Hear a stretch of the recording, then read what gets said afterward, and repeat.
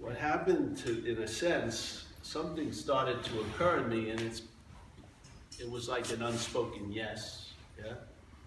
Sort of, and it became the last answer, because I haven't looked for any other answer since then. So I could call it the last answer. And there's nothing quite like the last answer, because then it just takes away all need for any other answer. And then you're on to something, yeah? I mean, there is a sense of knowing in all of us that knows damn well. If it gets introduced to this, it's gonna see its worth, yeah? And this is there's only two things I've run into this life that seem to be worthy of the term solution. One of them was recovery, because I was driven by a parasitical movement, let's say. They used me for transportation, and it was usually influential. It led to a lot of consequences, getting run over twice in one night, and shit like that. And some exquisite hells it produced.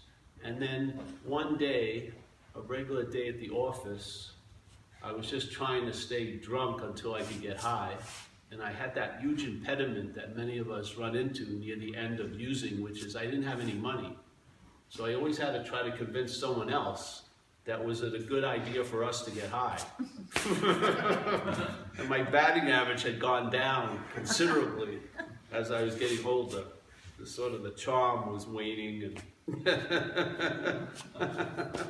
so I was really freaking pissed off, basically, most of the time. And one time I had $35,000 of coke, and then I had none in 5 weeks, and there was nothing quite like that hell. I mean, it was like the illustration in Tibetan Buddhism of the hungry ghost, you know? It has a huge belly but a very small mouth. It can never get satisfied. That's sort of what addiction is like, yeah? You can never satisfy it because it's a mistake. Yeah? You're trying to correct an imaginary situation, or you're trying to transcend an imaginary place. That's why it doesn't work. So what happened is, I was just sitting in this trailer with a guy. I didn't even know who he was. Came out of a blackout. And I looked at him, and he had a big head, you know, bulbous nose, varicose veins. And I said to myself, this guy's a bum, yeah? And lo and behold, he was looking back at me like a bum. And something occurred. I didn't know was possible.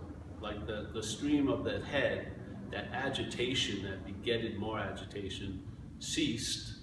And it was almost like a portal opened up and stuff downloaded it into me. Not into me, and it bypassed the little horizontal story, you know, and went to, you know, the innermost, as we call it in recovery. It hit me, and it was just like a CNN newsflash, a headline, no story. And the headline was, I'm fucked, you know. Now, I had been that way for quite a while, but again, it was news to me because I was really, the mental state has some incredible gymnastics. One of them is denial. It has an incredible ability to avoid its present condition. So it's really an amazing feat because there was a lot of evidence that had amassed that I was exactly what that headline said, and almost everyone who knew me knew I was that way, but it was really news to me in a lot of ways. And so I was struck sober that day.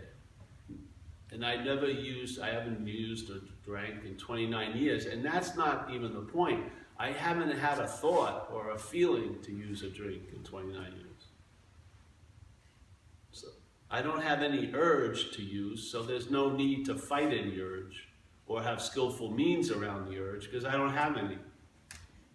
And I don't have thoughts that have any juice.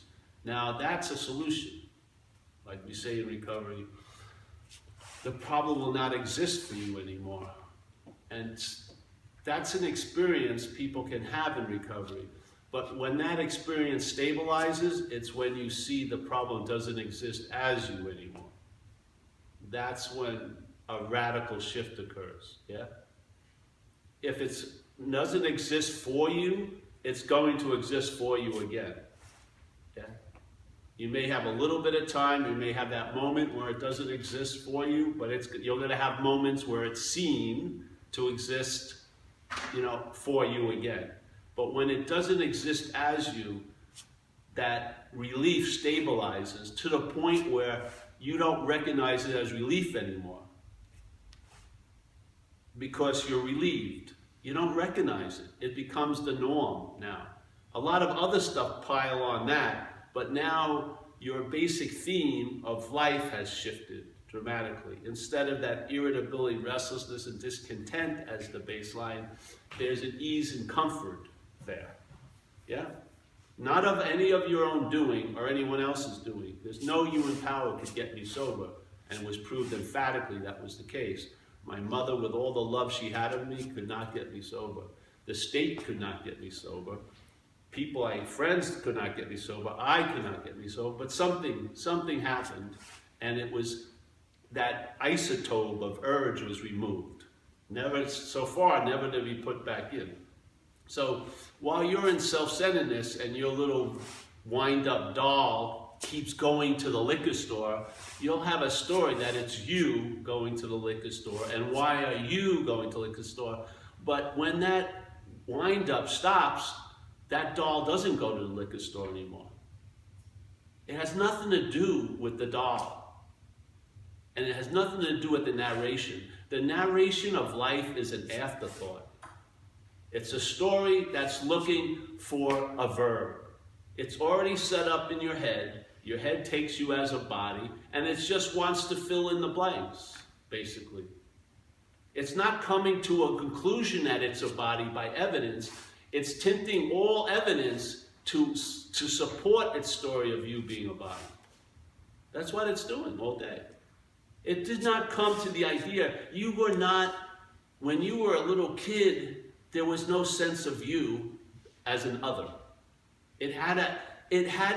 The mental state had to grow to the point where it could finally come up with an idea, insane as it seems, and introduce it to us as, hey, you're a long-lasting, independent, separate entity. You are actually the doer of everything. You're the seer, not the seeing. You're the seer of everything. You're the hearer of everything. You're the feeler of everything. You're the taster of everything. You're the thinker of every thought. Yeah? And basically, you're suddenly put in an incredible position that you have no right to even be near, basically. Because you are easily taken over by a virus, by bacteria, by a thought, by a feeling, by the weather changing, by lack of waves, we're always continually at the effect of outside circumstances, because we're an outside circumstance. We have no stability whatsoever. The selfing implies that you're a solid, long-lasting, independent thing, but you're not a solid, independent, long-lasting thing. Yeah? So, this term selfing is the act of being identified as a self. Yeah? Now, it sounds like there's an action, which is the act of being identified, and then there's a noun, self, but it's a verb, the whole thing. There is no noun, self. There is no long-lasting thing. Yeah? But there's the act of being identified as a long-lasting thing. You see the difference? It's usually important in a way. It's a verb, completely. The act of being identified as a self. Many of us are seemingly in it right now. We're in the act of being identified as a self. And so when you're hearing this message, what's hearing it is that which believes it's a self. So it's like the typical old story. Let's say there's a lion, it's taken itself to be a sheep, yes? And it's having a difficult time being happy as a sheep, and chewing cud and, talking about who's going to be in the next sweater. It's not that fucking interested in sheephood. But it can't get seemingly out of the sheep because it's identified as a sheep. Yeah? So then it hears a message. Hey, you're a lion. Wow, that's the end of the story. Because it is a lion. It should be pretty direct. It should take no time. It doesn't need to root in because it's so. So it'd be like, you're a lion, and the lion would get it. Yeah? Simple, very simple. Be a simple little, hey, you're a lion, and then bye. That was it. You wouldn't have to spend 30 years. It would just be, you're a lion, adios. Because you are a lion. It's already a fact. But this is what happens. Try it, check it out. You know? See it? Here's the message, you're a lion. What's going to receive the message that you're a lion isn't the lion. It's the lion identified as a sheep. So the first thing that's going to hear the message, that's going to catch the message that you're a lion, which would be a direct transmission from you're a lion to you're a lion. It's like bammo. You know what I mean? There would be no need to take roaring lessons. It would just come up because you're a lion. Yeah? So you're a lion, you're a lion, you're a lion. Yeah, I'm digging that. I'd like to be a lion, but as a sheep. You see? Wait a minute. So you can't, if you're identified, if you're in the act of being identified, let's say in this example, the act of being identified as a sheep, yeah? If you're in that, if you're following that verbing and sort of believing it, then when you hear the message, even though you're 100% totally bona fide lion, you don't have one bit of sheep in you, except in your stomach after the last one you ate. You're going to hear it as a sheep. This is the warning of all warnings in spirituality. It should be just like, you know, in the cigarette cases or packets, they have a warning on the side of it saying this could be dangerous to your health. Well, this is dangerous to your spiritual health. Totally. Because you'll be in a denial of your own spiritual condition and then look for a spiritual condition as something that you're not. Which is one of the greatest ways to hide what cannot be hidden in plain sight, through identification. Everything else is addition to that basic essence, or warnings about that basic essence, or attempting to dispel the ignorance around that basic essence, yeah? There is an act of the mental state that is presupposing a non-existent thing, yeah? If there was no life in this, this would be a non-existent thing. It does not exist in and of itself. Every organ can be perfect and you could still be dead, yeah? You could take an eye that's never going to see again out of this dead body and put it in a live body and it would facilitate vision, yeah? So this is a non-existent thing. So there's a presupposing of a non-existent thing. And now you take it to be you. And now, from there, you want to get salvation, sounds good, for the non-existent thing. Instead of from the non-existent thing. And you know how long it takes to get salvation from a non-existent thing? No time at all. Because it's a non-existent thing. You see the beauty of it? It takes absolutely no time to produce what's already established. All you have to see is the sort of mistake, and that's basically it. So a presupposing thing, non-existent thing, is now being given life, and that life may lead it to want to get salvation or a sandwich or a pair of pants or a wife or a date or, you know, whatever, like a raw almond cheesecake for the non-existent thing.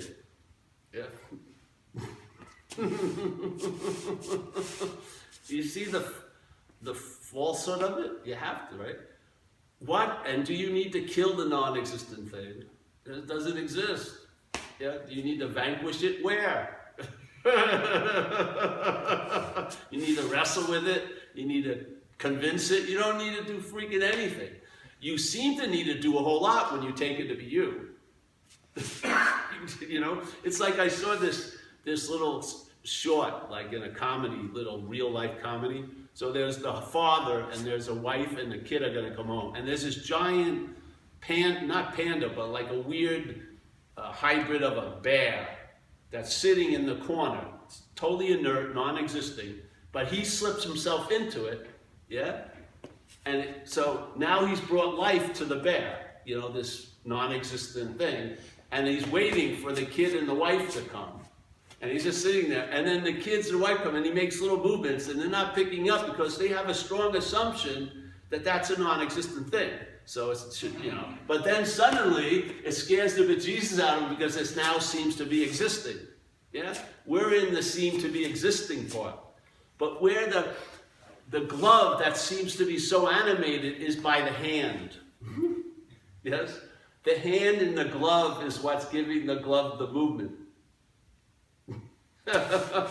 If you take the hand out, the glove is an inert, non-existent thing. Yeah. Once the hand goes in, it can puppet show, it can do tons of shit. Yeah. So let's say we're in a world where there's only one sense. There's no seeing, there's no hearing, there's no tasting, but there's touching. That's the only sense you're going to have contact with through, is touch. All right? And in this world, they have a lot of scriptures about the heaven of this world would be like rolling around in soft rose petals for infinite. You know, infinite, like being caressed by the softest freaking thing, and that would be like nirvana. It would be like the 72 virgins for a Muslim or something, yeah? That would be it, yeah? Just rolling in. And so you've read the scripture and you want to have that experience, yeah? You want to have that experience. But your hand is inside a glove and the glove is rough. So everything the glove touches translates as rough, yeah? It feels a baby's ass, it's rough. Everything is rough. It doesn't matter if it's a rose petal, it's rough. So all your interpretation is that everything is rough. So I can't freaking find the heavens. I just want to roll in the things. But even if you got there, once you touch the petal, it would seem rough. Because all the interpretation of everything is based on the glove. Now, if the glove believes it's at the hand, or let's say the hand believes it's the glove, is it ever going to be able to entertain that it could be free from the glove? Or is it destined to have to try to become free as the glove? Because if you're identified as the glove, the hand is never going to entertain, it can just remove itself. You see? It's like if you had a pair of glasses that were driving you crazy, which drove you to have to go to spiritual optometrists to get a correction lens, and on and on and on and on, but one day, after you took all the corrective glasses away, if someone said, hey, feel, you know where you think your eyes are? Feel there. And then you felt it and you'd see it was a glass. What would be the next possibility that would suddenly arise that hadn't arisen all those times you were buying the other glasses? I can take them off. While you were thinking they were your eyes, there was no, I'm not going to dig my eyes out. I'm just going to try to correct this faulty vision. But if you felt and it was like a glass, what would you do? Take them off. That's what it's like exactly. The hand comes out. Then when it touches a rose petal, it doesn't need the scriptures anymore. It's got it. It sensed it. Now it knows heaven. It felt it. Yeah? Fundamentalism doesn't grow out of that. Dogmatism doesn't grow out of that. That direct hit reveals something. Yeah?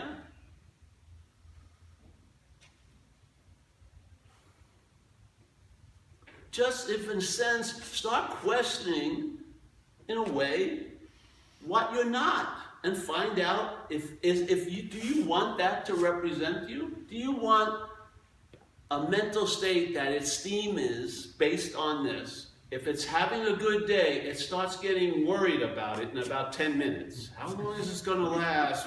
I don't deserve this. It's going to have to fuck up soon. And then the same head, if you're feeling like a bad day is arising, you immediately, this is a beginning of a lifelong depression. Yes?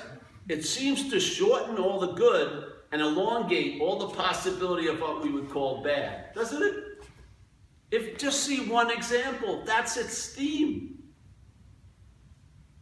Do you want that to really interpret your day for you? Something's going to interpret it. You're being led all day.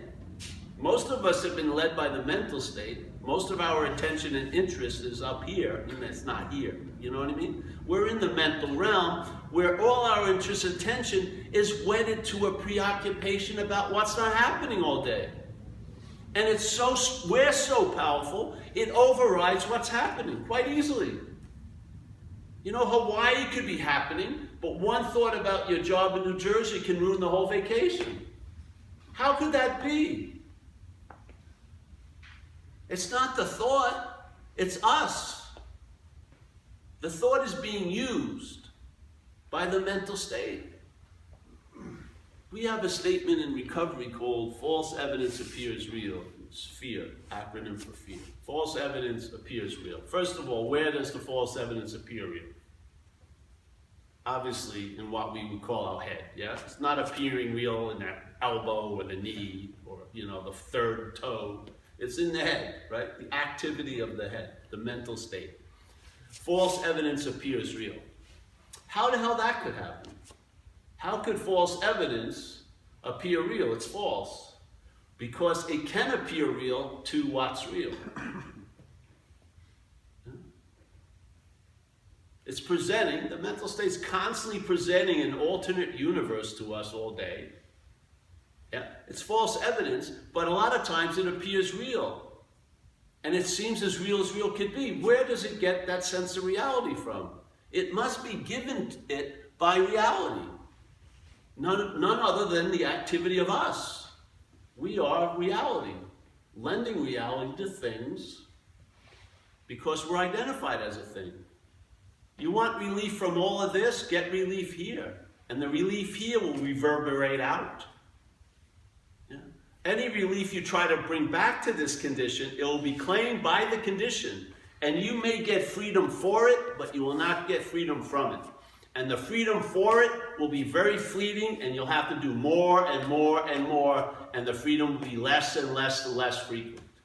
And what will be the biggest deal will be you all day. If you see you're not that, you can entertain, I can be free from it. And that is the solution. That was the second solution that has appeared in my life that's worthy of the term solution. And this one has revealed itself to be the last answer, dismissing all need for any other answer concerning this topic. That's a pretty damn good solution. Because the real freedom isn't liberation, it's freedom from the need to be liberated. That's what you get freed from. You lose all interest in most of what people call spirituality, like all of it. I don't know, maybe that's not what's going to happen, but it's happening with me. You don't have any interest in it whatsoever. And that's the supreme interest. Yeah? Now, all the interest to all the fleeting little moves and thoughts, and I'm going to arrive there one day. I was once there, I'm going to get back. All of that is just gone. And your interest and attention is now freed. It's not being sent to get, the mental state's chores, go out shopping for things all day, paying attention and thinking something that cannot deliver the goods could possibly deliver the goods this time. And now the interest and attention is freed, and it sort of hovers around, and that's the presence. The presence isn't a movement from the past to the future all day. It's lingering now. Yeah? It's just a sense of space because it's not being directed by the mental state anymore. It's not following those cues. It's resting, or like in some spirituality, we call it abidance in the truth. It's now abiding in the truth. It's resting. And this isn't, humbly, this isn't about focus and concentration. It's more a dispersal. You see a whole lot more when you're unfocused than when you're focused. So much more gets revealed when you're not looking for anything to be revealed. It goes totally against how you think it is. Totally, completely. And the fact is, the mental state can't mine anything out of it. Maybe a loving gaze or two, but no one's going to recognize you. The river isn't going to part as you walk towards it. You know, you're going to go to 7-Eleven and you could probably steal. No one's going to look at you in the fucking camera anyway. Anything. And you can't have an experience out of it. You don't get fucking a thing. I've never gotten anything out of any of these talks, ever. Nothing. Not one thing. And that's the greatest gift that I've ever been given. Not to get anything. You're left with your own devices, and then you realize they're not your devices. And then you can entertain the possibility, hey, I can be free from those devices. Instead of trying to be free through those devices, I can be free from the devices. And you know what? It works. I would imagine you'll travel lighter. And after you've been traveling lighter for a while, as seemingly this action figure, you'll realize that was more than enough. That's really what you've been looking for this whole time. It's just a sense of ease and contentment instead of agitation and drive. Yeah.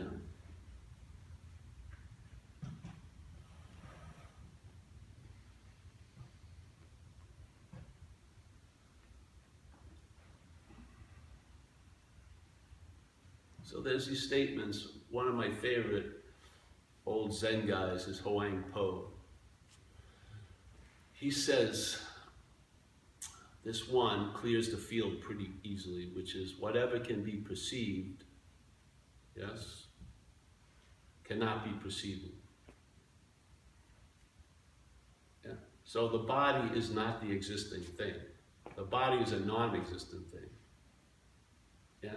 What's looking seemingly out of the body isn't from the body. So whatever can be perceived, I'm seeing this, cannot be what's perceived. End of story.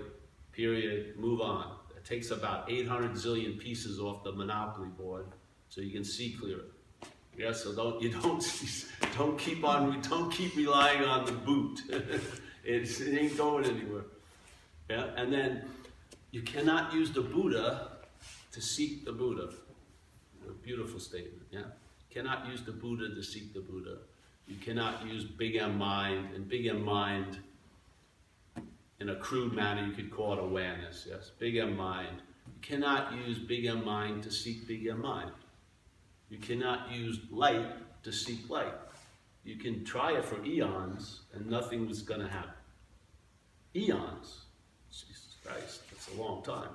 So why is that? Why? See, because if you seek a pair of pants, you can find them. If you're seeking a good bagel, you can find it.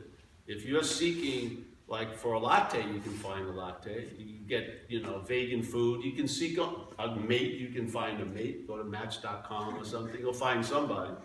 Maybe a one-night mate or whatever. So all this, you can seem to be successful when you're looking for all these other things. But in this one case, it doesn't work. Why? Because you are the Buddha. And if the Buddha is looking for the Buddha, how could it possibly find the Buddha? It already is the Buddha. The looking for the Buddha would be implying something that's not true, that it ain't the Buddha. And because it's not true, there's no real correcting it other than to see that it's not true. If you attempt to correct it as true, then you give it more life than ever. So, like we say in recovery, self can't get out of self. It's a bummer in a way.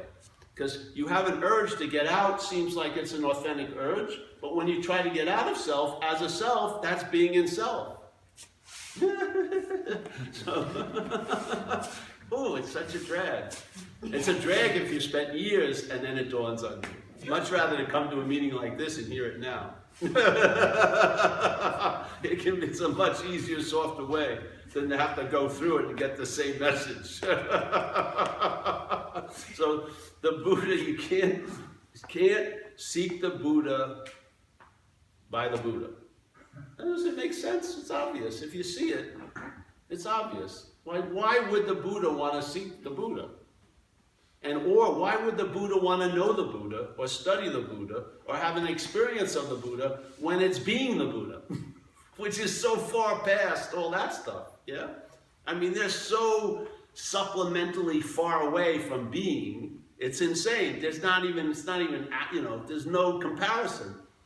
So how could the Buddha be in a position of seeking itself? It has to believe it's something else, doesn't it?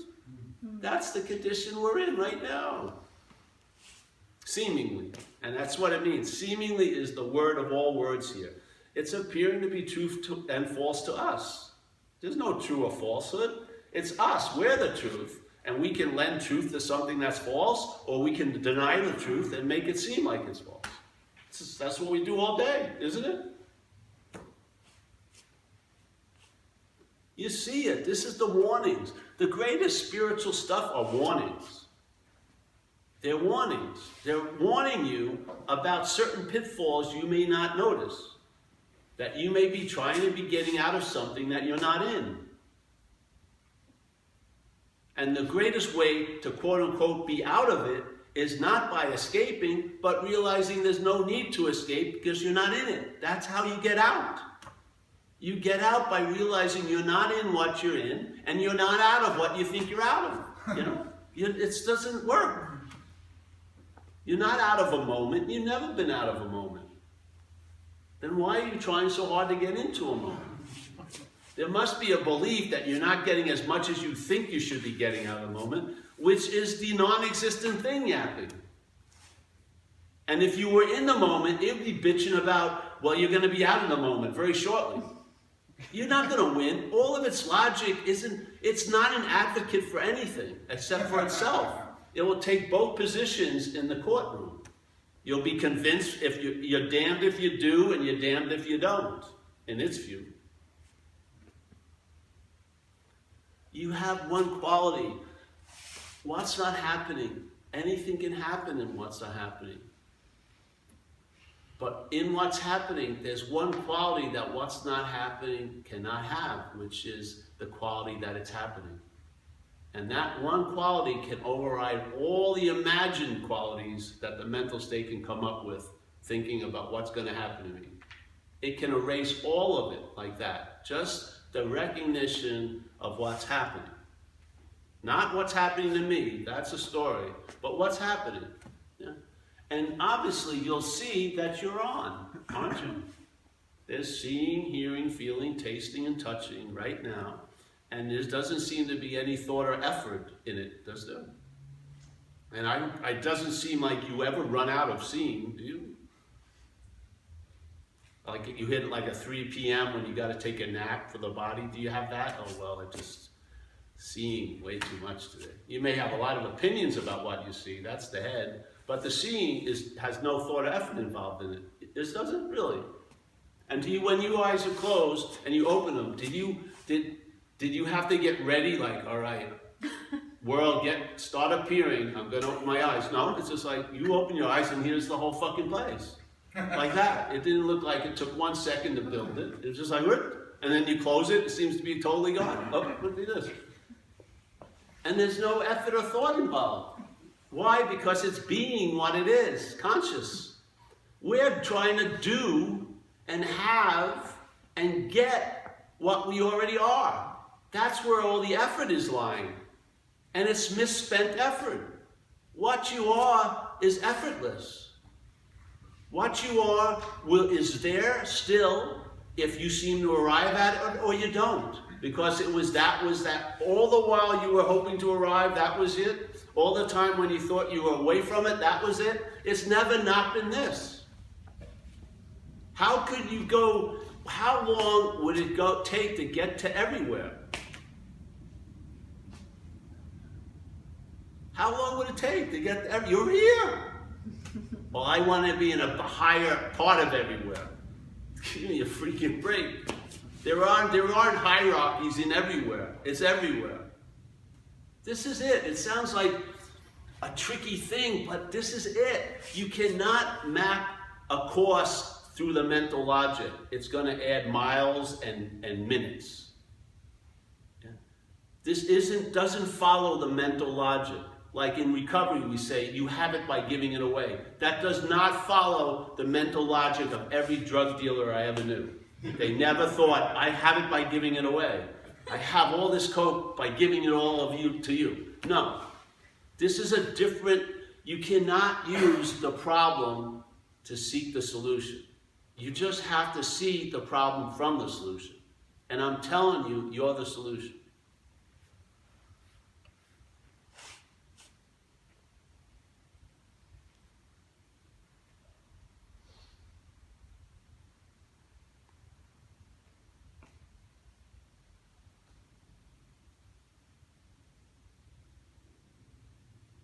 And then there's rest.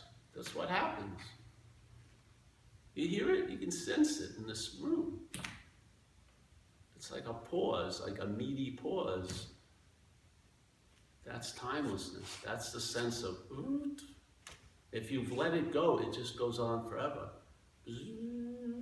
Never not, always. That's where the rest lies. In the busy day and everywhere. You're the center that you'd like to find. You are already that. Yeah. The only true reliable thing is a non-thing. As Jesus says, you're in this world, but you're not of this world. And I do not believe you're going to wrestle or wrest the satisfaction you're looking for from this world. You're going to bring it from the of into this world. You're not going to find it in this world. You are what you've been looking for. The seeker is the sought.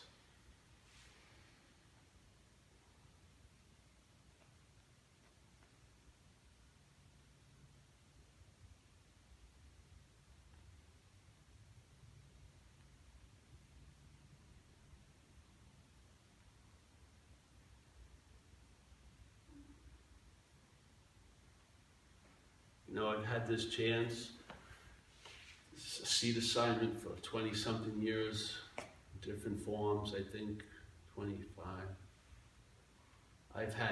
I've been in every physical condition you can imagine, showing up seemingly at a talk. I've been in every financial condition, every emotional condition, every relationship condition. I've had people, my love of my life, leave me 5 minutes before I was supposed to share, and nothing, I mean nothing, has ever stopped it. And when the share was going on, whatever was so pressing before the meeting was totally gone, as if it was never there, because that's the truth. It was never there. The there that you think you're in needs you in it. You and the there are synonymous. There is no there without you. Every time I've been, coming on right now, something again, nothing, don't feel it. Bad knees, nothing, yeah?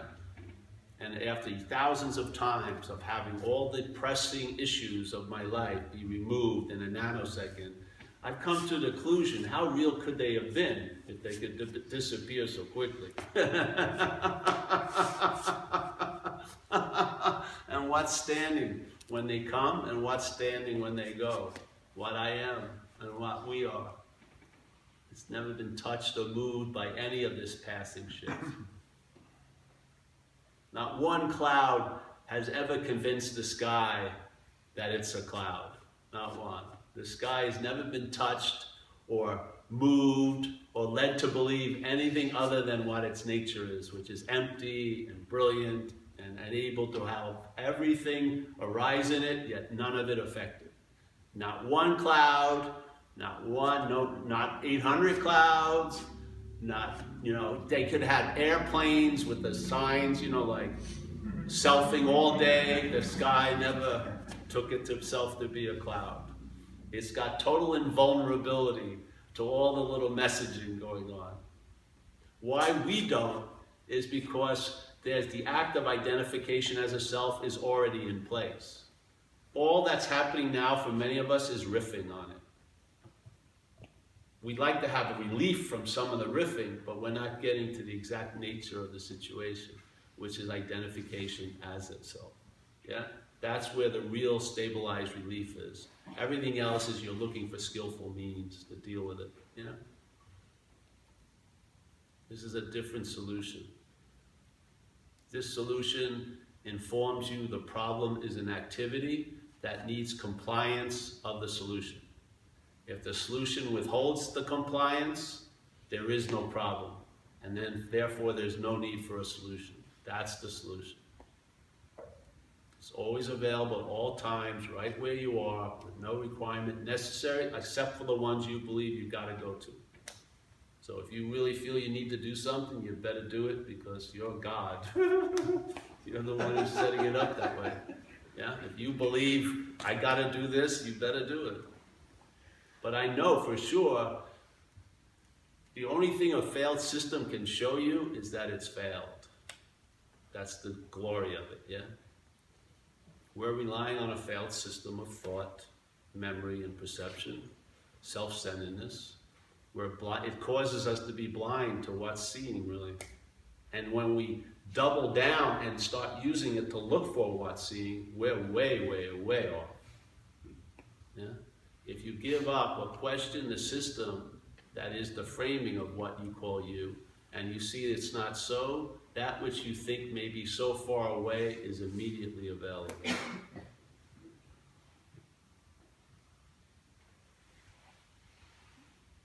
And when it becomes obvious, there's rest. Rest better than 50 Thai massages. A deeper type of rest, yeah? Because the mental state is agitated.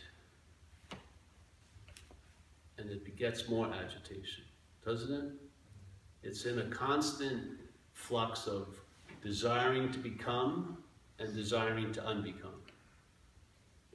It's trying to desire what it can never be, and it's trying to get out of what it could never be. It's like a slinky that has an infinite amount of stairs to keep going down. It's agitation, begetting agitation, begetting agitation. The relief is not going to be from there, or through there, or by there. It's going to be, from here. It's going to be seeing its presentation as you is not you. By seeing what you're not, that's what you are. You're the seeing of what you're not.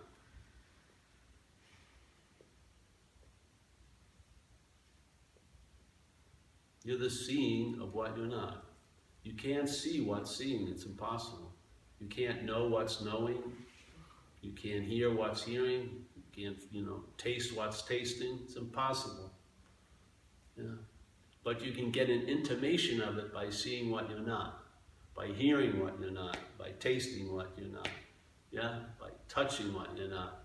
You'll get an intimation of what you are. It will dawn on you, yeah? So, I want to keep this short tonight.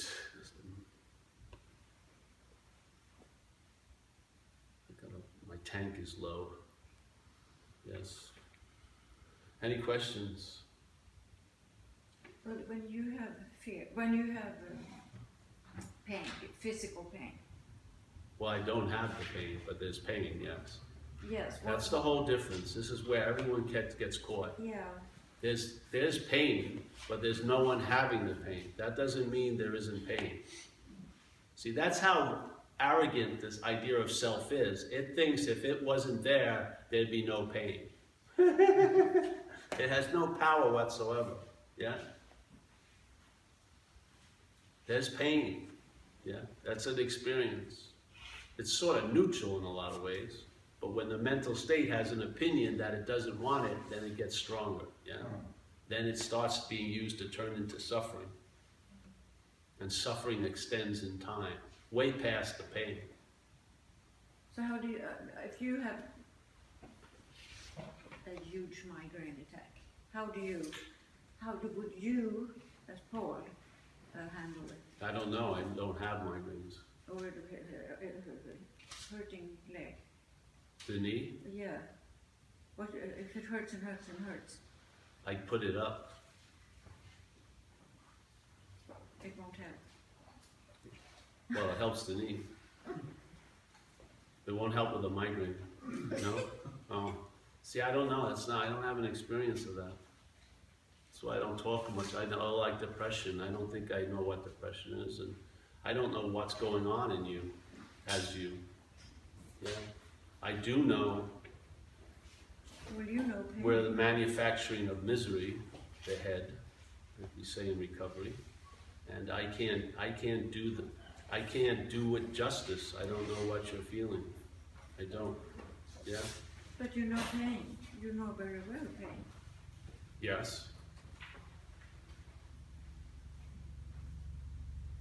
Can you look from outside on it?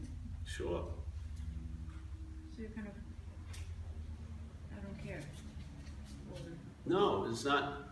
See, if the sense of self tries not to care, it's all bullshit. It's not going to work. It really cares. It wants to be out of the pain. What it's having trouble with is it's running into its powerlessness.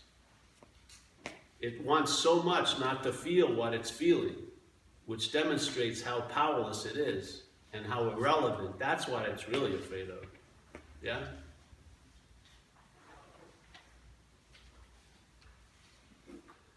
You're going to outlast pain. Everything that arises is going to depart. Yes? You're not. We can get into it humbly. Today, my body, I was coming out of 2 weeks of this flu or something. Then I started getting sick again. And I've had at least 30,000 sensations. Each one noted, each one conscious of, yeah? I mean, tons of them, all day. I mean, I've lived a lifetime since like 11 o'clock, 10 o'clock. Thousands and thousands and thousands of suggestions. And most of them, because of their very unfamiliar feeling, it causes the mental state to get uncomfortable because it's losing its sense of control, yeah? And of course, it hits a point maybe at 10 in the morning or 11. These are signs that you're going to die, yes? It does its little routine. And then it runs into another, then it goes to another way. It's sort of like someone going to the back door, the skylight, the side door, the window. It just wants to get in. It wants you to go, whoop, and then it just it'll riff like crazy. So it usually goes to the mortal card very quickly. I'm gonna die. Call up the funeral home. Prepare the hearse. Let me sign those last books.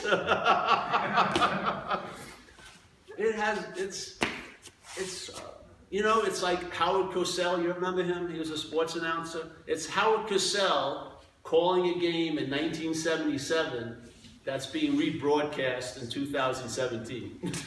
The narration is so fucking far off what's actually happening. It's absurd, really. It's just unbelievable how off it is. Yeah?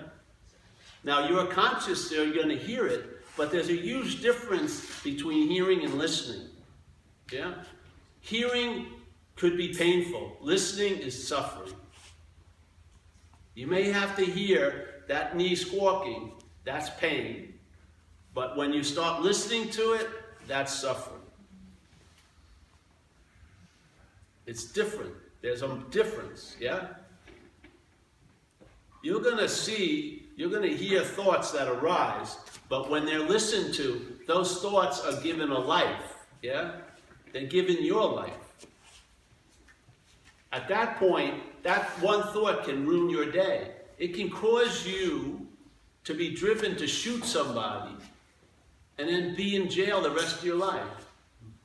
It's like this, my girlfriend I was with 6 years.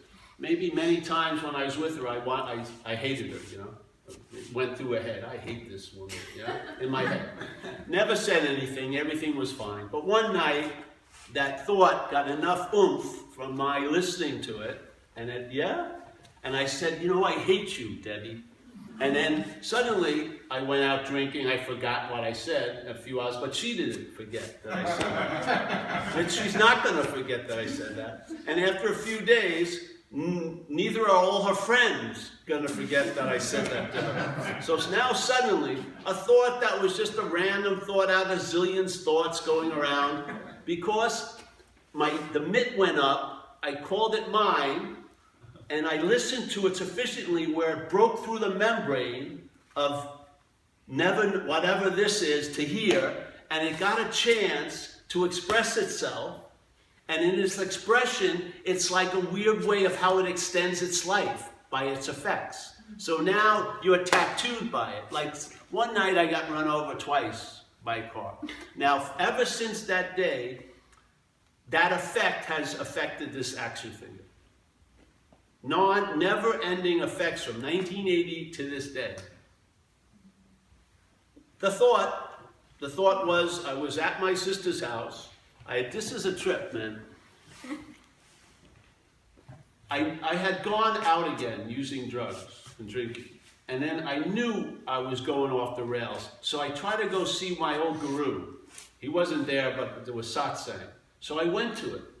And then I felt, of course, the story was, I'm too far removed, I'm too disconnected. This is just the head. You know what I mean? So I left, and I drove to a bar in Baldwin, Long Island, on Merrick Road. January 30th, freezing cold night, Sunday. Walk in the bar, no one's in there, except the bartender and a waitress. I know the bartender, he gives me a Quaalude, some shots of Grand Marnier. I leave. Seems like the night's over, right? No, it wasn't over. I drive to my sister's house. I get in, and I'm irritable. Start to get irritable, restless, discontent. My head's cut, and my head's running a story that a big party must have erupted at the bar, and I'm missing out. So I said, all right, because I was keenly listening to Kate Paul for years. I was like a yearly subscriber to all its golden oldies. I was completely devoted to the thought system. So, of course, I got in the car, drove to the bar, and the last thing I remember is I get out of the car and there's the light inside the car. I close it, and that's the last thing I remember. I don't know how much time passed, but I came to, and I was sort of horizontal, and my nose was really big. And it had a lot of stuff stuffed in it. And the dryness of my mouth was unbelievable. It was like super, super dry. And then somebody came by, stuck a big cotton thing, but a big thing, and it looked like orange, and they stuffed it in there. It was terrible tasting. And then I looked at the door, and there was my sister-in-law was there. And by the look in her face, I knew I was screwed. And then suddenly, I was in a hospital melodrama. The setting had changed. It took a while to rearrange the stage, I guess. I went into a coma. When I came out of it onto the stage with the starring of Paul, I was in a hospital melodrama. My legs were up in when they hang them up for 37 days. I couldn't move like this for 37 days. I got destroyed. Those effects have lasted ever since. Ever since, yeah. What compelled this action figure to go out was through the thoughts. Yeah. How did they have so much power? Not through the thoughts, but my belief in the thoughts. Yeah. This is a point we don't recognize. You and I are faith. We don't have faith, we are faith. We are the activity of faith. If you have faith in a failed thought system, you're going to have tons and tons of anxiety. You're going to believe what's not happening is happening, to the point where it will override your ability to recognize what is actually happening. You will be out to lunch. That's not produced by the thoughts, it's produced by the faith in the thoughts. That same faith, same energy, if it's put into a different vehicle, will produce an ease and comfort where you are right now and in your own skin. Exact same energy. Faith is going to manifest by the vehicle it's put in. You now know where the mental state puts faith in. Do you want to continue that? Do you want to be the effect of faith in your life that's been directed by an insane thought system? That does not want you to be here, it wants you to be there and then. It wants you to believe every fucking insane idea, and in most cases act upon them. And the acting is what now immediately you're on flypaper and you're getting tattooed by those thoughts. When those thoughts had no effect whatsoever, they only were given effect by your claiming them to be yours. It's not your faith, it's faith. We are faith. Our whole life is based on the faith that we are. We're all force. That's all we are. We're mind. We're not a thing. This is appearing in mind. We're big M mind.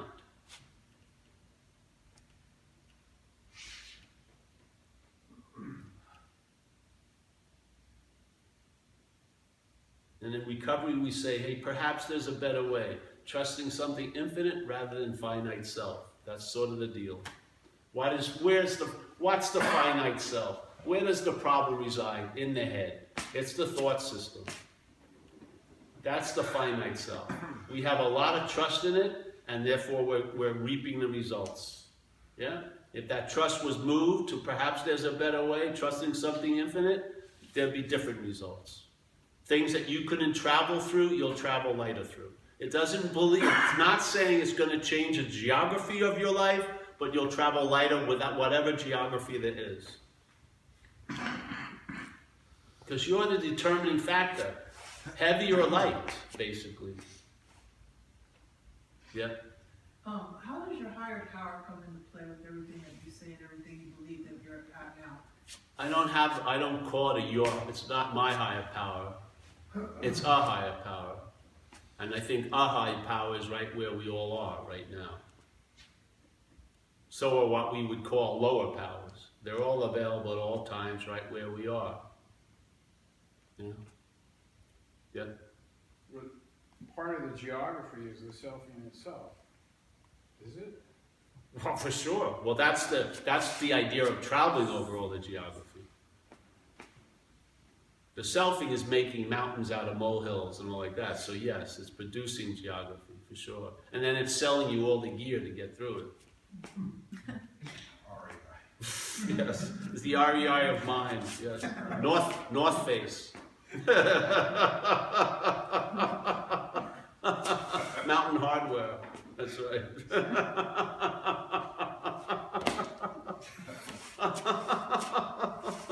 Perhaps there's an easier way, bro. It really is, and it's no way in a sense. Yeah. Speaking of gear, sometimes you talk about spiritual practices, the 12 steps, prayer, meditation, sort of being claimed to point to the practitioner. Yeah. Can be. Yes. Can be. Yes. And it seems like the other pitfall is using this message or adopting it to avoid taking those actions. Yes. Can be used either way. So is there any reconciling that, or is it just another example of a failed system? Well, it's hard to reconcile duality, but that's what it is, yeah? You're the determining factor. Yes? If you see the heist, then the heist doesn't occur. If you don't see the heist, then you're a participant in it. Yeah? You're complicit in a way.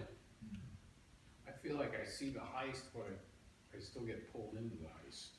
Like I can feel the addiction to go into it. Yeah, but then you can ask that question, who is it that's getting pulled into it? Because that's not you either. Yeah? Every time when there's a statement of arising or observation, I would question that.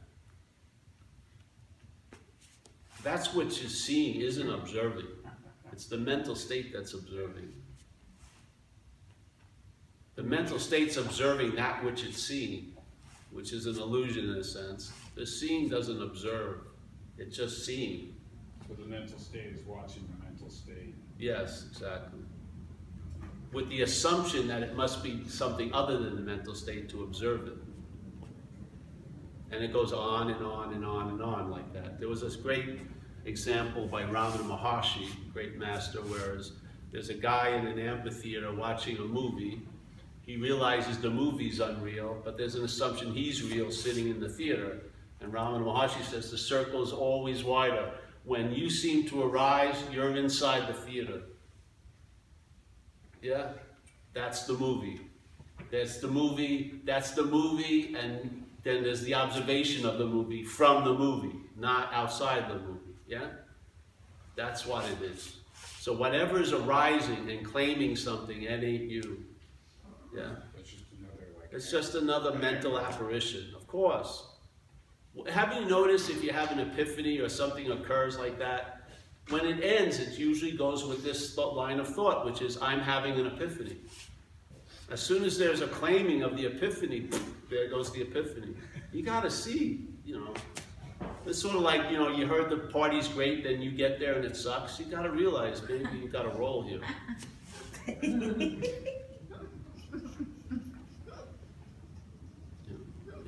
Yeah. The same concept of pain and suffering when we get involved with the world. Let's say you have a court case or you got someone attacking you. I'm sure you've been approached by some people with not such pure motives. And you know, I'm to detach, I'm to kind of see what's real for me, and yet the world goes on. We get spears chucked at us now and then. Have you had that happen? And then how do you rise above that sort of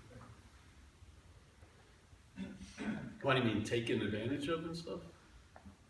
Taking advantage of, you know, falsely accused. Oh, falsely accused, yes. I've been accused many times. Hey, listen, you know. Everything, this is the end of my jurisdiction. Whatever, you know, whatever you do with whatever else isn't my business, really. If it affects me in a certain way, maybe I'll talk to them. But most people never talk to you directly. It's usually they talk about you to others, yeah? Yeah. Yeah. So I'm happy to be taken advantage of than to give up trusting people so I can be safe. I'm more than happy to get taken advantage of a few times. I'd much rather have a trusting sort of, not a very suspicious attitude. Even though I'm from New York, I'm very naive. Really, I am. I could be taken advantage of in a second because I'm not really looking. You know, it's on them. If they want to take advantage, far out. You know. Yes, yes. No, you wanted to say something?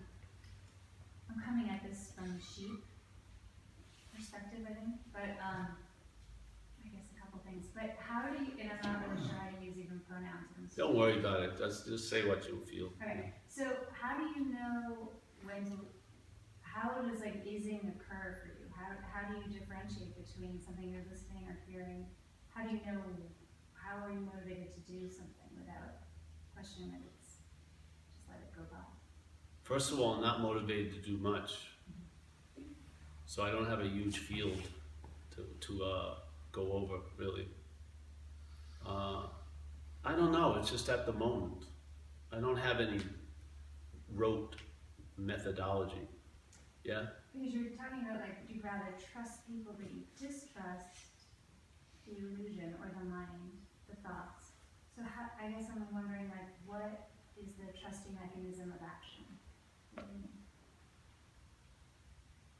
The trusting mechanism of action is giving the people, what's that statement? What they want. No, I'm gonna see the bright side of people, but energetically I pick people up, yeah. I can see certain talks, I know what's happening with a lot of people coming in. But I don't have any methodology or anything. I just follow, I trust, I need to know when I need to know something, it's there, yeah. It's very, not much going on, you know. I'm not highly observant of myself at all. I'm not burning houses down, I'm not doing much. I'm just grazing in my own little situation. And yeah, I've lost a lot of interest in everything. Yeah, so I just sort of, the seed assignment I have interest in. I mean, I like, you know, I have a lot of honoring of this message. But the seed assignment's completion is on, you know, I don't do anything at all, I just show up. But let's say one thing I don't do, like if I have a long tour, I don't listen to any thoughts about it. Because the thoughts are always gonna be, don't go on that fucking tour. I'll sleep in a different place every night, food, there's no way it's gonna go well And I really believe in a sense of abstinence. I think it's a very spacious place, abstinence. Not from, like abstinence from drugs, but abstinence. Abstinence can be applied in a lot of situations, which is, there's an abstinence of thoughts, yes? In other words, the abstinence would be, you have to hear the thoughts that are going to be heard, though they diminish quite a lot, the system. But you're not listening to them, yeah? So that's abstinence, and abstaining from feelings. And really abstaining from the feeling, it's not an action, you just see the mind, you see the mental state pin a tail on all the donkeys, yeah? So there's a feeling, but how the mental state reacts to the feeling holds it as its feeling. And once it's like a brand on a horse. Once it brands the horse, then it believes it has a lot of opinions about that feelings. And a lot of concepts and old conditioning arise just on the feeling when claimed triggers a lot of mental fucking minutia. Yeah? If it's not claimed, the feeling will come and go like it's nature. But if it's claimed, the mental state it uses it to sort of connect to the me cloud, and then a lot of ideas download into that, yeah? Through you. I mean, yeah? So that's where the abstinence is. Feelings, thoughts, they all are occurring, but the mind isn't getting traction. So thoughts come and go, feelings come and go, and then what's leading you all day never comes and goes, yeah? Yes. And you know it without knowing it. You're deeper than that, yeah? It's deeper than that. You just know, yeah? This action figure can intimate what's happening. It's being directed. I was directed by alcoholism. I know how that was like. And now I'm being directed by some other aspect of mine, yeah? This is a much easier, softer way.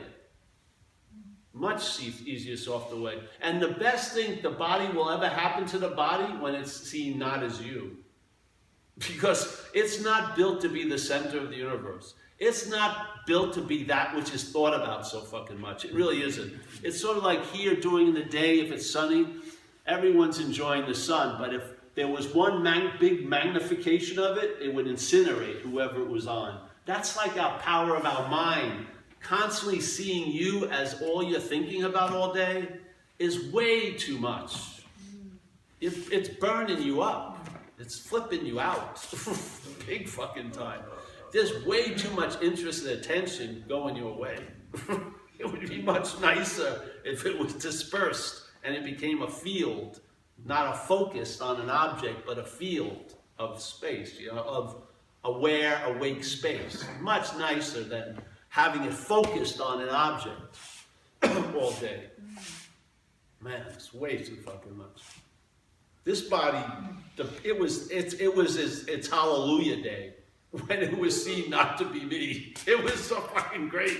They got a chance to be healthy again. Thoughts were going on uninterrupted. You know, the Urban Renewal Project was canceled immediately. I mean, it's all right. It's a Ford. It drives like a Ford. It smells like a Ford. I can put a Cadillac emblem on it. It's still a Ford. So, you know.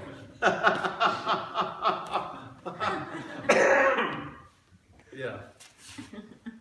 I don't know how to tell you. It's the greatest gift is a loss of interest. You don't lose the interest. It's what you lose it in. Yeah. You'll lose it in a lot of things. And then the interest will be freed from this incredible dead preoccupation that to see and to fuel and to put a light on all the shit that is occupied about you. Everything that's always about you all day. It's a dead occupation. The interest and attention, when it's just available, is presence. That's what it is. That's what you're sensing when you call it the spirit or the higher power. It's presence. It's us. And I don't know how it's going to turn out for you. And I don't know. I don't have any freaking The strategy of my life as an action figure is from AA. AA provided GOD rails to keep, because this action figure veers off the roads.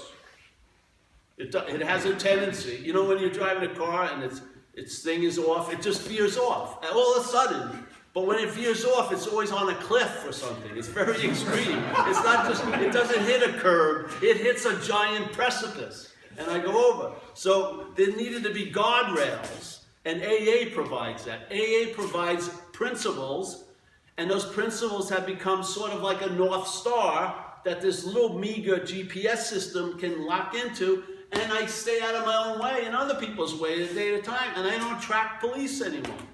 I don't. Before I had magnetic appeal to people in uniform. I was like a huge beacon, because we're powerful. And and if that power is being misdirected, it's going to attract shit that you don't want to attract.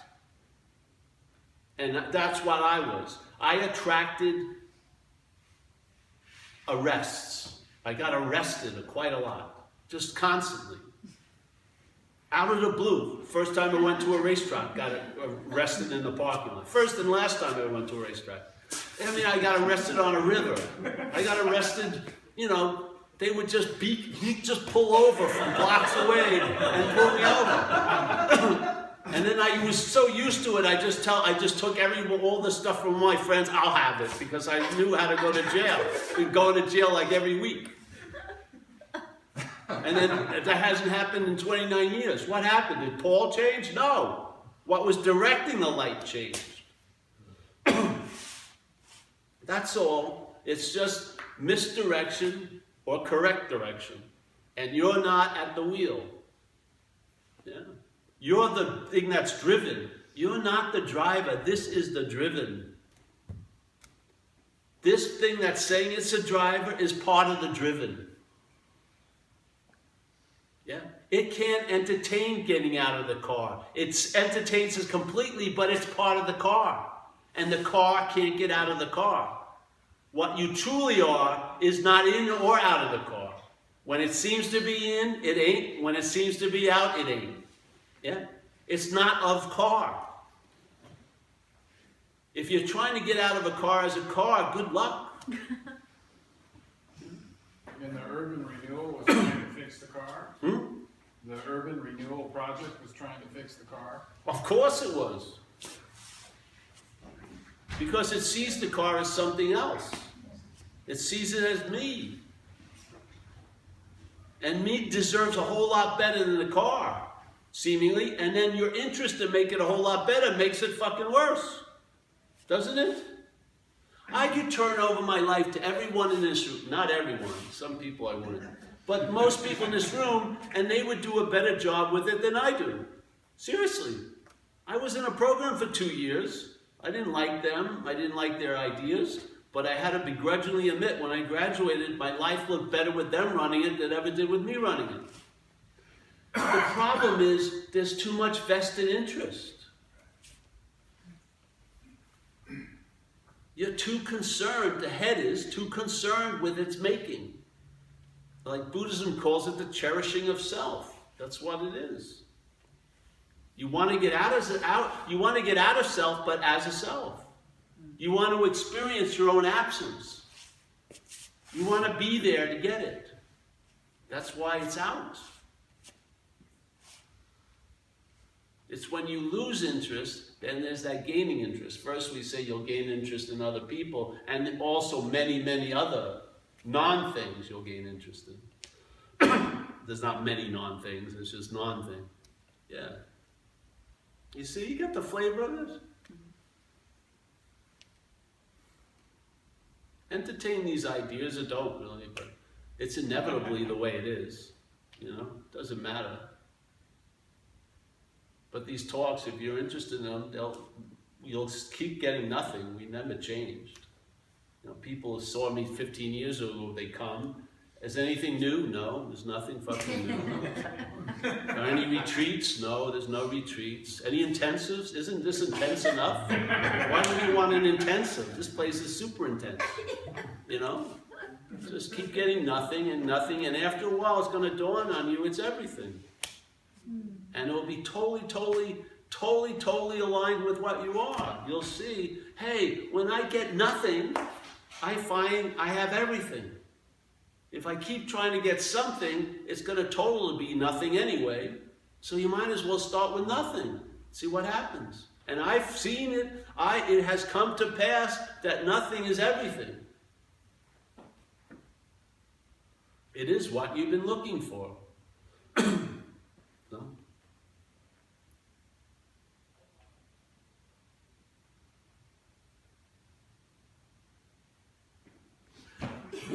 Yes. What I haven't heard too much touched on is the veracity that this self, and I'm not choose the word ego or mental state or whatever, has in protecting its whatever it thinks it is from whatever. And I also noticed, and I've been around a fair amount of time too, that see if I can put this into words. Some of us have a lot of different contributing factors to this sort of mental state, this ego, that is a little harder to navigate for some of us than others. You know, that's why some of us are in different programs. That's why some of us are in therapy or whatever the case may be. I've had those moments of freedom and stuff, but I find myself really easily suck back into the drama. One of the greatest things I thought I ever heard was description-wise, but the mind is a wonderful thing to have until you get out of the building. The building's on fire.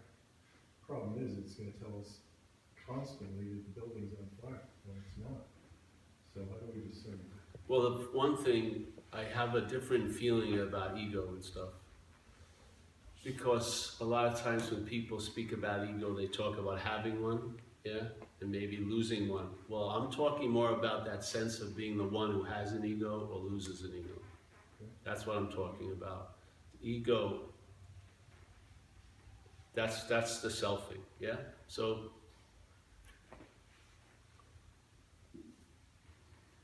wherever you seem to be appearing in, yeah? Like the Course in Miracles would talk about it as levels, yeah? So mind is manifesting at different levels at different times. So let's say at one time, someone's in a house that's on fire, yeah? And they're burning up, but they have a book sort of from another level that says there's no house and there's no fire. That's not gonna work, yeah? What that person needs is a pail of water, yes? All right, so now, let's say you're out of the building. So when you're out of the building, let's check out if there's a building. And let's see that the building only appears seemingly when you're in it. To see your role in things like we do in recovery, yeah? Taking yourself back to see your role in things, that's where the relief is. Well, you can take yourself way farther back. So now, all right, so now you see, all right, so let's say if you're having trouble in a situation, then there's answers that will work for that situation. They're called skillful means, yeah? And there's a lot of avenues to gather a lot of skillful means with things that seem to persist, yeah? Then there's other levels where those skillful means actually can be used as a disservice at certain levels, where now the skillful means, like this man Ramana says beautifully, that when your practices themselves, yeah, which would be like the skillful means, yeah, when the practices themselves are reinforcing the non-existent thing, how can they destroy the non-existent thing? Now that's a whole different level, yeah? So now, the using of the skillful means, not noticing it has been used by the mental state to keep reinforcing the one who has skillful means, yeah? Which is still a bondage, yeah? The bondage of self, like in AA we say, the one who's in bondage of self or in self-will can be virtuous, kind, all that, but it's still self-will, exactly. So there's different levels. It's where you seem to be, yeah? So certain times you need a pail of water. Like if you're sick, you need maybe elderberry syrup, or, you know, make a lemon ginger tea and stuff like that. That's the appropriate answer. it may not work that you're not a body and, you know, and there's nothing's happening here when you feel like shit. Yeah, it would be stupid to try to apply. It wouldn't work, right? Because it's still this idea of you applying the solutions, where this solution, in a sense, we're talking about isn't something that you apply. What it is it's heard, yeah? It gets in, and then you'll see its fruits, right? You'll know the tree by the fruits. In other words, it's almost like injecting you with a virus, and then the virus is going to express inside out. You're not going to try to put it on you or bring it to you. It's already in there. It's going to be allowed to express. That's this message, yeah? Now, this message is not in conflict with all the other messages because it's very inclusive, yeah? Some of the other messages can become very exclusive. So now people think this is the only way and this and that.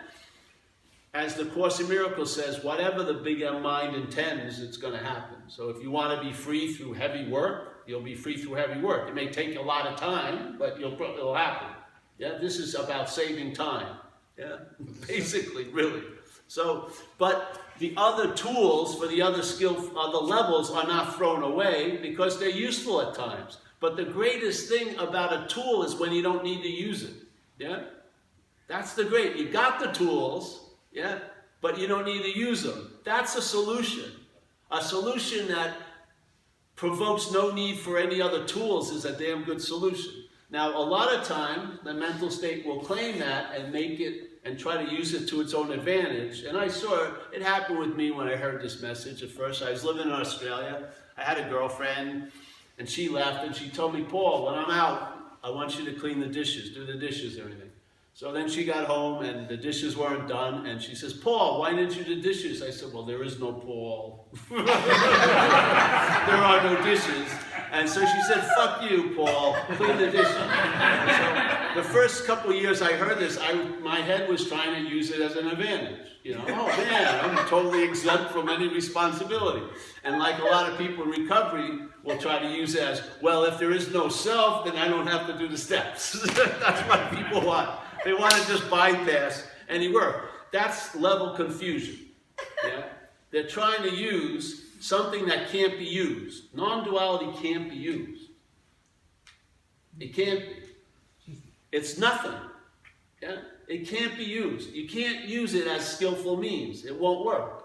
It won't. I've seen, that's why it's beautiful. It's like the desert tortoise and the coyote wants to get to the meat. It's trying to get it. After a few minutes, it realizes it can't get in and it leaves. This is what the mental state does. It tries to take advantage of this message and it realizes it really can't, so it puts it down. That's when it becomes really available. Because you're still there. The mental state thinks it's left, but you're there, and then you read it and you go, hey, I'm not that? Yeah? Yeah. So this is the whole point. If something seems so real and it needs something, like I said earlier, you better get it. Yeah? But the whole point is, it may not stay that way. Yeah? And this is what happens. People get stuck because an identity gets made out of the one wielding the skillful means. And so now suddenly the solution becomes a problem. Yeah? Because now they're identified as a meditating teacher or meditation teacher. Yeah? This is what happens. It's a trick all the time. So if you have the wherewithal, if you can hear this message, it will point out these basic pitfalls that are bound to appear sooner or later. So that why? Because the one quality that you have that is supreme is your seeing. Yeah?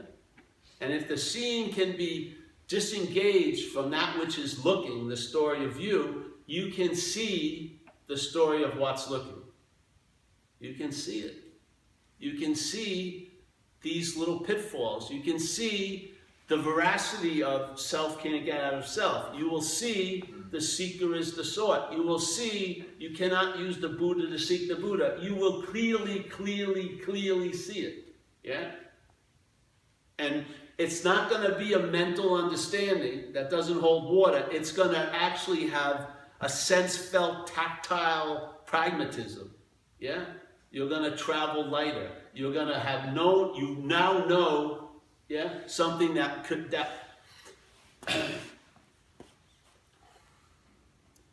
there's just a done with certain stuff, yeah? It's like that old Who song, you're never gonna be fooled again though. It's just done. You've seen it. You've seen it, you've seen it, yeah? Now it's move on, and it comes on, the ball game gets bigger, so to speak. Yeah? But there's less things in it. It's a lot of fucking space.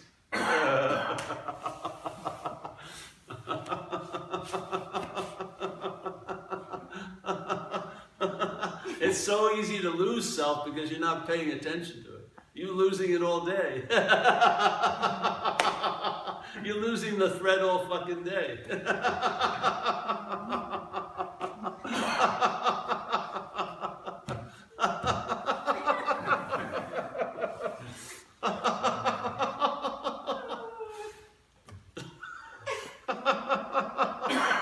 You swear, it's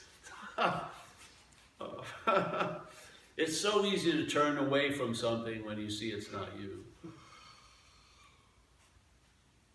If you keep seeing it's you, you're hoping you can turn away with it. Yeah, you really do. There's a cherishing of it. If you see it's not you, the siren song won't attract you. Yeah?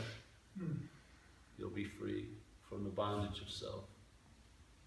Because the bondage of self is an activity you must be complicit in. Once you give your interest, once the interest and the belief is removed, it's paper, it's like papyrus, it's like paper mache. It has no weight or depth whatsoever. Yeah? So you become what you already are, what you're looking for. Yeah. What about just dealing with anger? Like, like I used to get mad at myself, and I know that's wasted time, and I get mad at even when I do things that I didn't really want But to do. just use that self-inquiry then. Who is it that gets mad? Yeah. If it ain't you, you'll lose interest in why you're angry. Yeah. You're not interested in why other people are angry, are you, usually? Well, I used to be, maybe. But now you're not. Trying not to. Oh, well. But I mean, when it's your anger, it's a big topic, yes? Yeah. Yes, exactly. Let's see if you loosen the your, how big would it be? You can use self-inquiry, it's quite good. Let's say if you're worrying about next week, just ask who is it that's worrying about next week. And then the head may say me, then ask who's this me. And just see what happens. And see what would happen, because your interest attention is like a river that flows one way, out all the time. It's nice when it's pointed back at the source.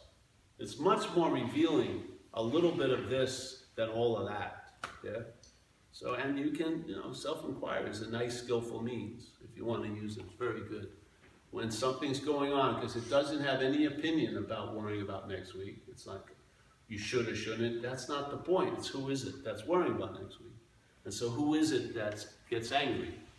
It's not dismissing the anger, it's just who is it? Because the meaning about the anger isn't coming from the anger, it's coming from you and your relationship with it. When it's yours, it's going to have a lot of meaning. And it's the meaning you're slogging through. Mm-hmm. Yeah? Because the anger comes and goes pretty quickly at times. It's the meaning, though, that sort of sticks around. So you want to, where is the meaning come from? Not from the anger, but from you, the one who has the anger. The same thing with pain. The pain is a sensation, but a lot of the meaning of the pain isn't arising from the pain, it's arising from the you. What's funny is I'm really good at dealing with the pain thing. I'm really good at ignoring pain or enjoying the pain or, embracing. It's like, okay, it's, Yeah. I might as well enjoy it. I don't want to take it. If I'm swollen, I let it stay swollen. I figure my body's doing the right thing. I just let it go. This is wonderful, Yeah.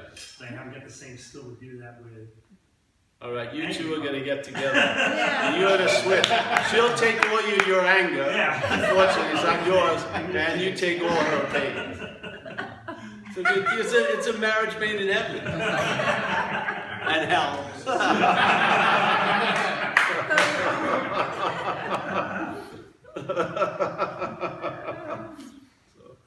is that it, really?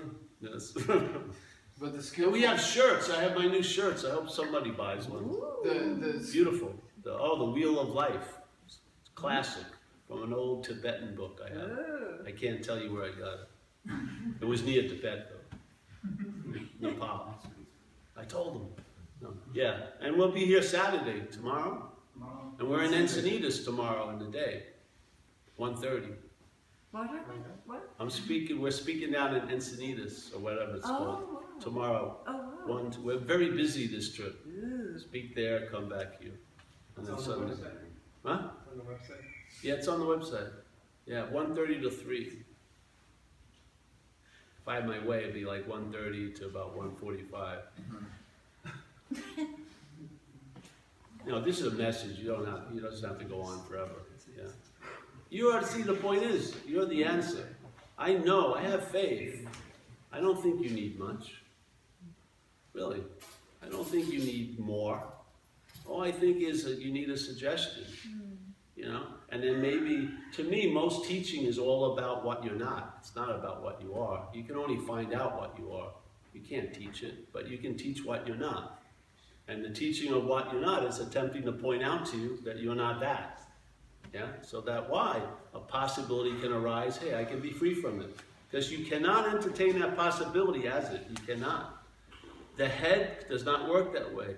If you're identified as it, you cannot entertain being free from it. You're entertaining freedom as it, or for it. Because I've experienced it. For 12, 15 years in recovery and spirituality, I was trying to be free as that. And then it failed, and that was an incredible gift, because left to my own devices, other things were revealed, which is I'm not that.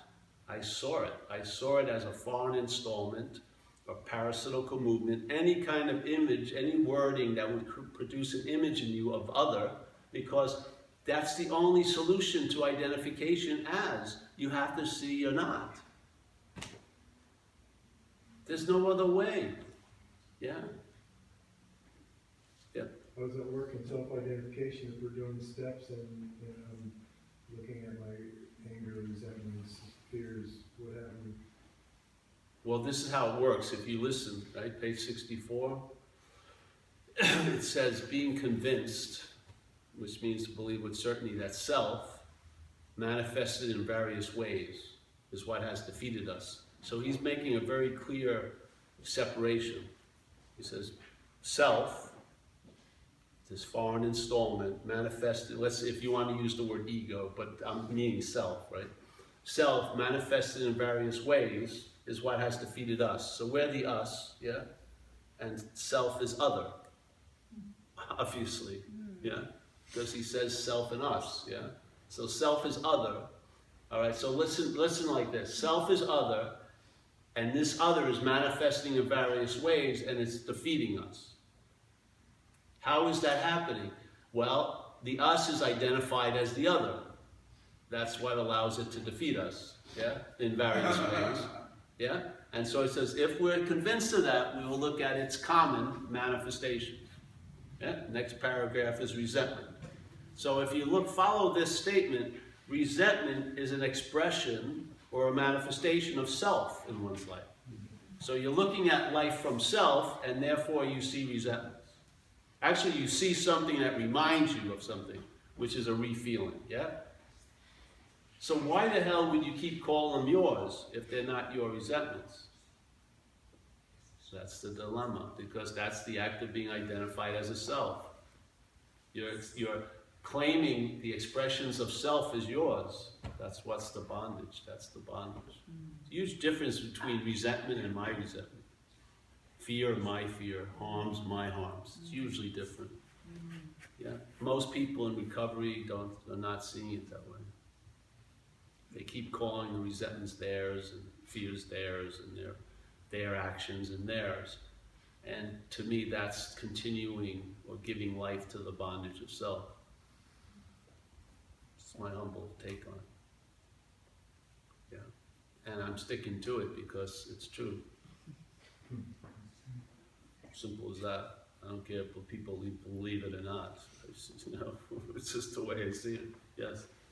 Since the illusion of self is so convincing, do you have like a technique or like a system every day? It's not so convincing. It isn't. No, it isn't convincing. It's convincing to the self, to the sense of self. See, we believe in some sense that we're starting from us and then we have self. Most of us are starting from self.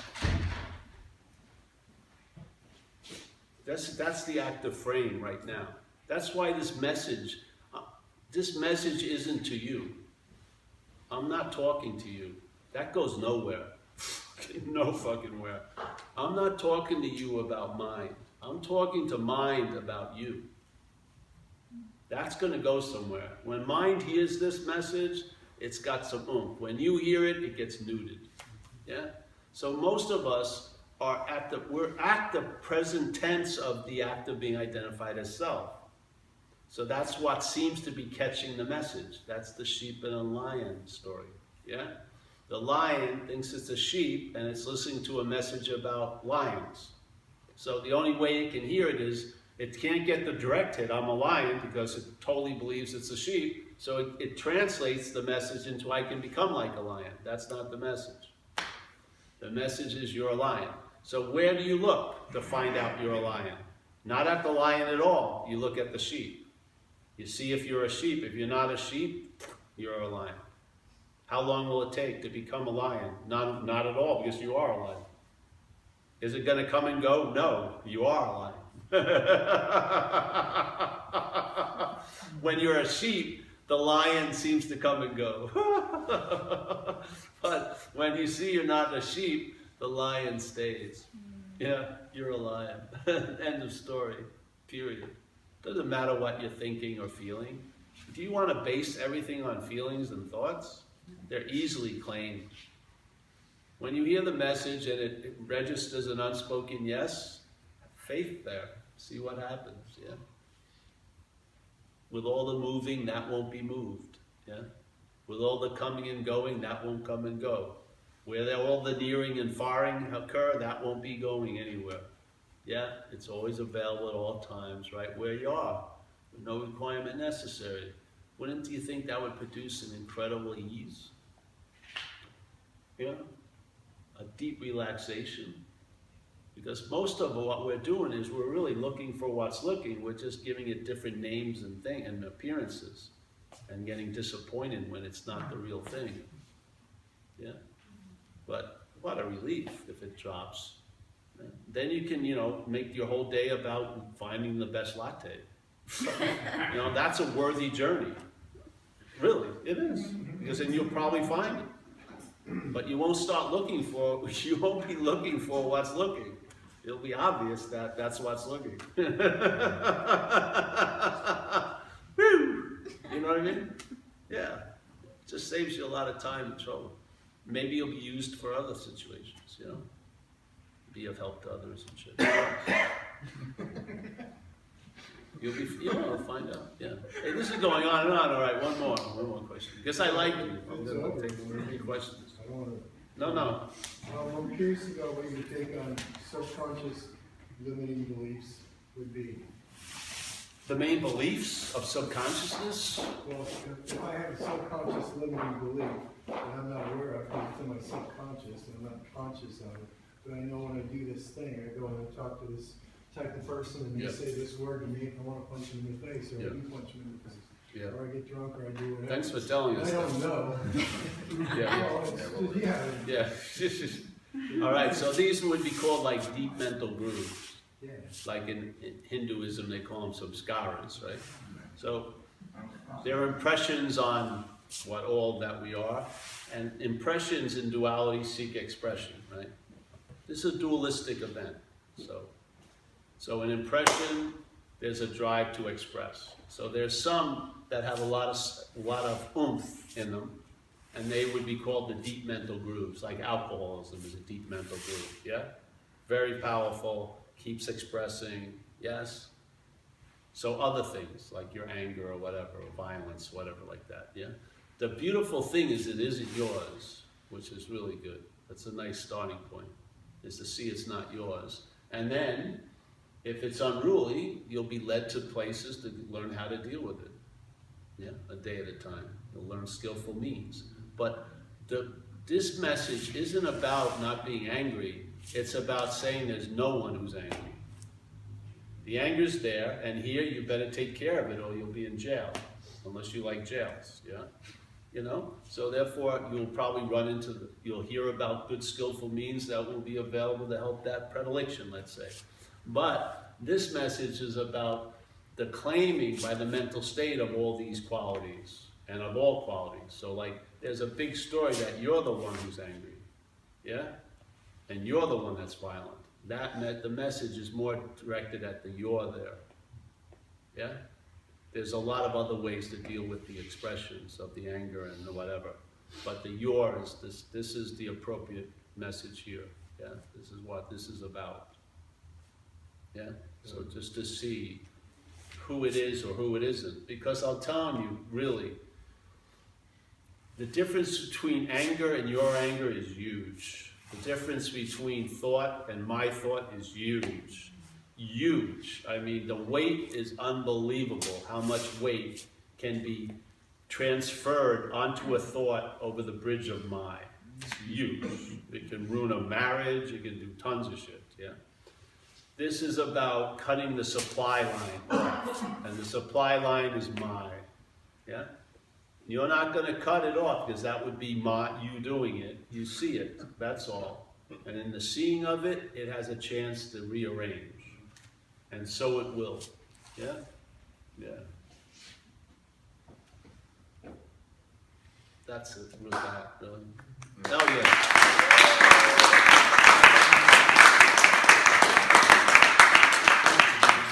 And then, you know, if I was in an AA meeting, I would offer people something else, yeah? You meet people where they're at, what level they're on, and there's lots you can offer at that level.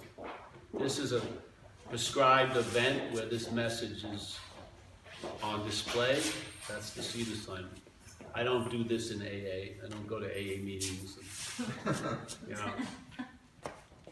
you know, usually I stay quiet now. Just hold the space. I like it.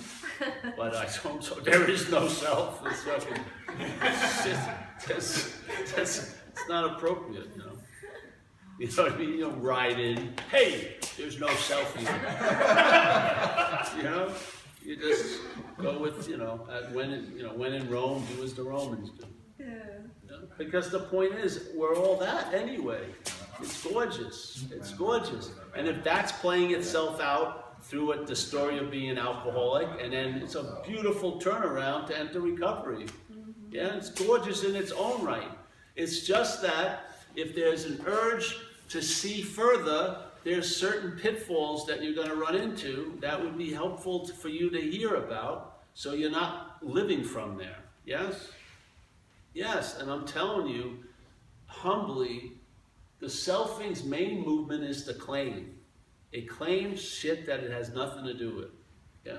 It claims, this is how it works. And then we can end. I'm fine. We forget about the audience already. Anyway, fuck it. The act of being identified as a self, that's the verb. When it's believed or listened to, the self that it's projecting, yes, now is implied to be before. So now, when the selfing is supreme and you hear that the act of being identified as self, the self will say, I'm doing that act of being identified as self. This is what it does, yes? It will claim whatever it seems to have. It puts itself in front of, and then its movement is to claim whatever it is that it's front of. Yeah? So even it claims non-duality. That's why it can go to such an insane length that it wants to become a non-self, but as a self. That's what it does. Yeah? So its movement is this. The act of being identified as a self. Yes? But now, when that act seems to work, then the self is implied or presupposed to be before everything. So now it's the self that's doing the act of being identified as a self. Which it isn't. The act of being identified as self produces the sense of self. That's all. But now the sense of self says it's the one that's doing everything. You see? This just replicates, it hides itself in different degrees and everything, but it's the same movement. Claim, claim, claim. So it comes after and it implies it's before. And it's done it even with consciousness. So the seeing, hearing, feeling, tasting, touching, which is just flowing very freely because it's being what it is, conscious, is now held as something you have. I'm the one who's conscious. I'm sort of now doing consciousness. Yeah? But in fact, you can hear it. It's absurd, right? So how can you do consciousness? The only you can do is be conscious. Yeah, that's it. Yeah, that's it. There's no thought of effort in that. You're never not going to be conscious until the day you're not conscious, and there'll be no one there to note that you're not conscious. You'll be dead. The voice box will turn off with the body, and it'll be like nothing ever happened. So you see, this is a movement. Yep. It's implied at the end of it that there's a self, and then that self presupposes to be before everything. That's the movement. You'll see it zillions of times. If you see it, you'll see it zillions of times. The same. It's like an 800-minute gymnastic routine, but it's only one move, a backflip. But you're watching it for fucking 35 hours, and because it's you, you're totally into it. Because you believe it's you, you're really, really into it. But it's the same movement for 35 straight hours, or let's say 75 straight years. Same movement, claiming. Yeah. Where's the imprint of the claiming? In the language, the word my. That's its footprint in language. If you see that print, the selfing's prowling. The selfing's prowling around. It's been given fangs and life by us, and now it's doing its thing. And you'll see its footprints, and my will be strewn all over it. I be my. So you'll know the tree by its fruits, or the shits. You know, you can tell the animal by the shit. So there you'll have tons of shit, and just chase it back, and you'll be involved in it somehow. Yeah. So there you go. Like we say in AA, people will hurt you without seeming provocation, but if you investigate, you'll see that you made a decision based on self that puts you in position to be hurt. Like every time. There you go. I got to end now. That's it from me. Thank you.